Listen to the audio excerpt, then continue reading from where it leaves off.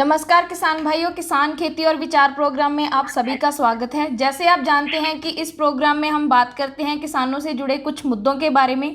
तो ऐसे ही आज मुद्दे के बारे में हम बात कर रहे हैं। जैसे किसानों ने अभी गन्ने की खेती जो कर रहे हैं वो अपने खेत में, उनमें क्या क्या दिक्कत आ सकती है, अभी क्या क्या उनके फील्ड में ज़रूरत पड़ रही है, क्या क्या ऑपरेशन चल रहे हैं, उनके बारे में बात करते हैं।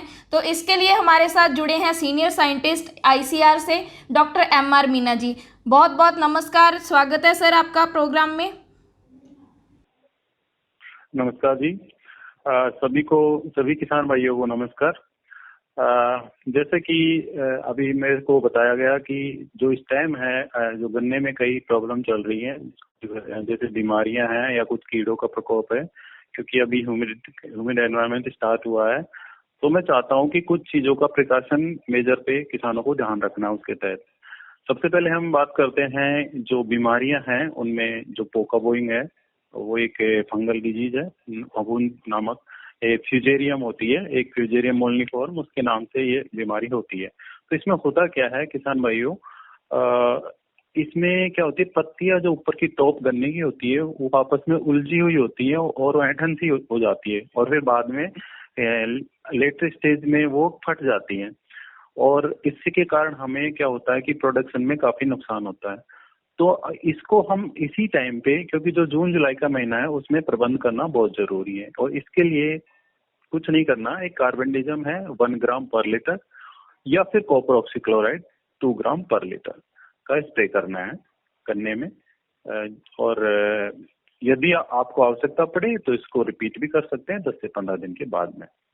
ये हुई पहली बात, पोका बोइंग। इसके अलावा यदि हमें दूसरी बीमारी जो कि जैसे टॉप रोट है, इसी के साथ मिलती हुई बीमारी है टॉप रोट, जिसमें क्या होता है कि जो गन्ने की जो पत्त है टॉप पे, वो मध्य सिरा से लाल रंग की होके मतलब वो समानांतर धारियां जैसी बना देती है लाल रंग की, और वो गोब में बदबू आने लगती है जो गन्ने के टॉप पोर्शन है उसमें। तो उसमें क्या होता है, उसमें भी हमें कार्बेंडिज्म का प्लस 400 ग्राम, स्ट्रेप्टोसाइक्लिन जो कि एक बैक्टीरियल है उसमें हम 6 ग्राम, प्लस स्टिकर जो मार्केट में अवेलेबल है उसका हम घोल बनाकर 400 लीटर पानी में, और हम 15 दिन के अंतर से छिड़काव करते हैं। इसमें हम इस समस्या से निजान पा सकते हैं। इसके अब आते हैं, हम बात करते हैं थोड़ी कीड़े इंसेक्ट की, जिसमें मेजर अभी जो चल रहे हैं इस सीजन में, क्योंकि ये जून एंड में चल रहा है और जुलाई फर्स्ट में, तो थ्रिप्स हैं, जो चूसक कीट हैं, जिसमें ब्लैक बग है और थ्रिप्स है। थ्रिप्स बिल्कुल ही माइन्यूट होते हैं इंसेक्ट, जो कि हमारे पत्तों की मध्य सिरा अंदर से मतलब ये चूसते रहते हैं रस, और उसको कमजोर बनाते रहते हैं, ताकि पादप है जो अपनी फोटोसिंथेसिस क्रिया को प्रॉपर तरीके से नहीं कर पाता है।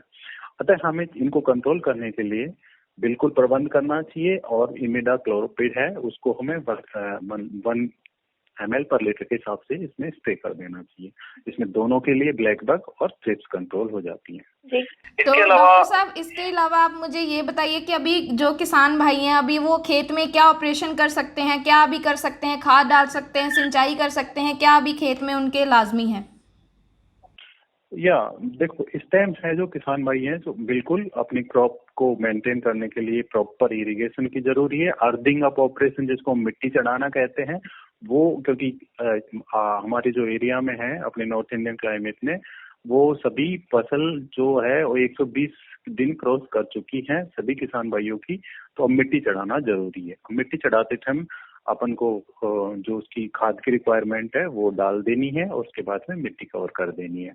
जहाँ पे किसान भाइयों को दिक्कत होती है कि पत्तियों में कुछ प्रॉब्लम आई, सपोज कि पोषक तत्वों की कमी होती है कभी कभी, तो क्या होता है कि जैसे फॉर एग्जाम्पल के लिए, यदि किसान भाइयों के गन्ने की पत्ती पीली हो रही, पीली धारियां पड़ रही है, सफेद या पीली धारियां पट्टियों जैसी पड़ रही है, वो मध्य नीचे से बेस से स्टार्ट होकर ऊपर बढ़ रही है, तो उसमें उसमें क्या होता है, गन्ने में जिंक की कमी होती है उस कंडीशन में। तो उसमें हमें कम या उसकी कमी को पूरा करने के लिए हमें किसान भाइयों से आग्रह है कि 0.5% की जिंक सल्फेट और 2.5% यूरिया का घोल बनाकर 2-3 छिड़काव 10-15 दिन के अंतराल पर कर दें, ताकि इसकी कमी के लक्षण है वो दोबारा प्रकट नहीं होंगे और अपना पौधा सामान्य होगा।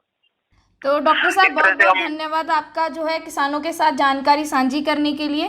तो किसान भाइयों, अगर भी आपका भी कोई खेती या पशु के संबंधी कोई सवाल है तो आप अपनी खेती मोबाइल ऐप पर डाल सकते हैं। ज़्यादा जानकारी के लिए आप देखते रहिए किसान खेती और विचार। धन्यवाद।